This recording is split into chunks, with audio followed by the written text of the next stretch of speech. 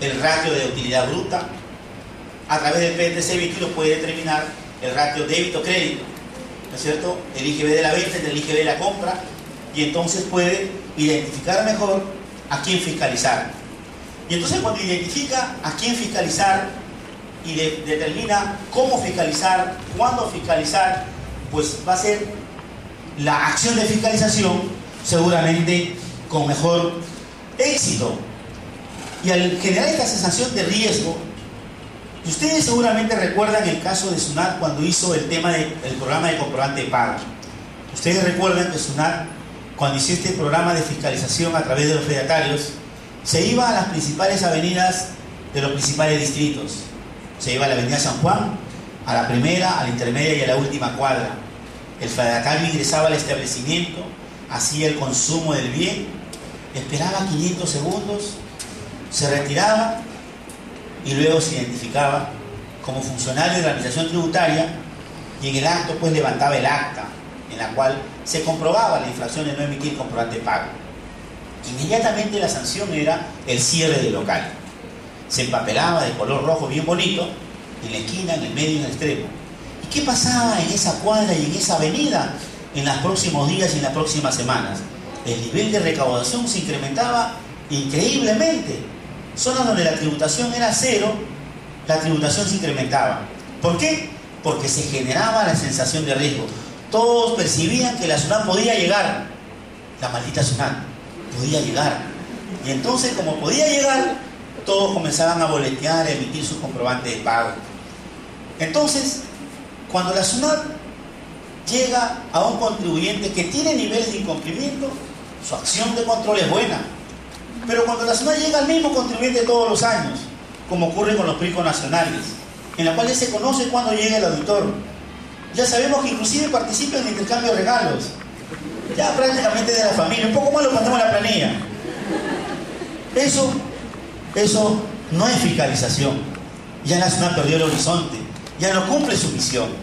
En la medida que el trabajo de selección, el trabajo de determinar a quién fiscalizar, cuándo fiscalizar, cómo fiscalizar, sea eficiente, se va a generar el riesgo de ser detectado y de ser sancionado.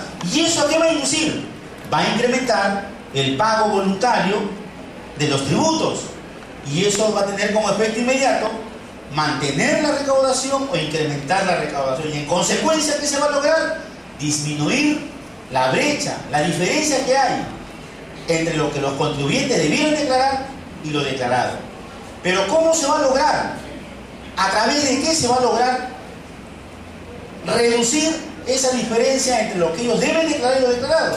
A través de las diferentes formas de intervención de la SUNAT.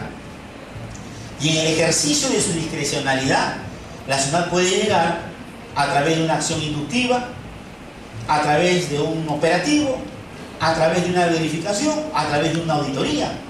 Vemos que la SUNAT tiene diferentes maneras de llegar al contribuyente. Obviamente, esas diferentes maneras estarán en función al interés fiscal, que es más importante para el Estado. En el caso, por ejemplo, si tenemos nosotros el número de contribuyentes, que los PRICO representen, vamos en una cifra gruesa, digamos, los PRICO representen el 15%, pero aportan en la recaudación el 85%. Y en cambio los MEPECOS, los medianos o pequeños, representan en números el 85%, pero en recaudación el 15%. Entonces, en una gerencia de la fiscalización, el auditor fiscal lo que va a hacer es privilegiar la revisión ¿a quién? En primer lugar, a los PRICOS, porque ellos le dan el 85% de la recaudación. En cambio, los MEPECOS, que son bastantes, pero que aportan poco, hará más bien programas masivos de fiscalización, aplicará operativos de carácter inductivo, más que ver un auditor, porque cuando hace una relación de costo-beneficio, pues entiende que acá la recaudación, al ser mínima, pues no puede distraer su esfuerzo. Pero para llegar mejor, lo tiene que hacer a través de administrar el riesgo. Fíjese entonces que el objetivo central de la fiscalización es generar sensación de riesgo de ser detectado y ser sancionado. Y observen todo el engranaje que origina. No es entonces el objetivo de la fiscalización incrementar o cobrar más impuestos. Eso es una consecuencia. Ojo ahí, eso hay que verlo con detenimiento.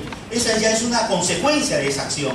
La tarea es que la administración tributaria tiene que administrar el riesgo, pero para ello requiere la herramienta tecnológica, requiere alimentar su data a través de fuentes internas y de fuentes externas. Fuentes externas del banco, de la CONACET, de migraciones, de los principales proveedores.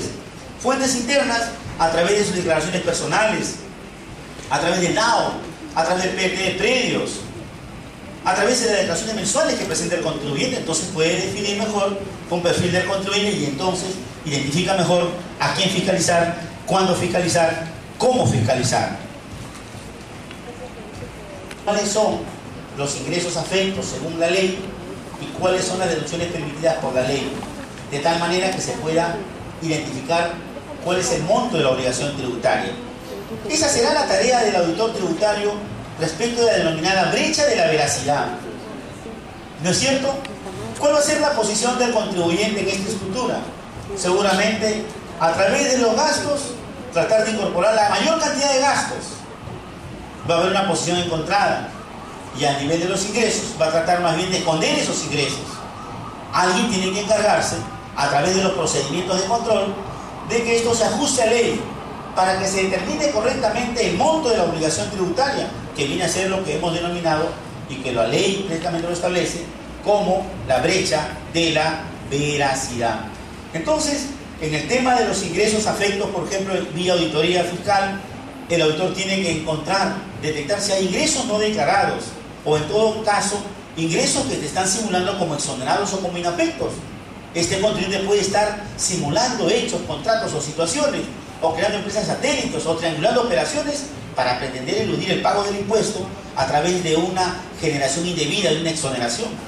Y en el tema de los costos y gastos, incluir gastos que no correspondan, ¿no es cierto? Porque van a haber gastos de viaje que no son gastos de viaje de la empresa.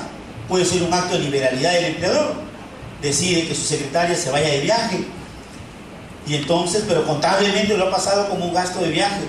Ya el auditor en el trabajo de campo tendrá que probar, tendrá que verificar y el contribuyente probar que es un viaje de negocio, no solamente con la exhibición del comprobante de pago con los boletos. El auditor le va a exigir información complementaria o cruzada que acredite la necesidad de ese viaje con el giro de negocio y que los documentos cumplan con los requerimientos que establece la ley. Entonces, verificamos que la labor del auditor SUNAT, por ejemplo, en este caso, va a obligarnos a hacer la revisión en ese nivel. Y en consecuencia, la administración tributaria, como bien observamos hace un momento, tiene diferentes formas de intervención al contribuyente, pero este alcance de la fiscalización, denominada, por ejemplo, el tema de las verificaciones, es común que la SUNAT haga los cruces de información. Hoy ya los contribuyentes presentaron el DAO, ¿no es cierto? La declaración anual de operaciones.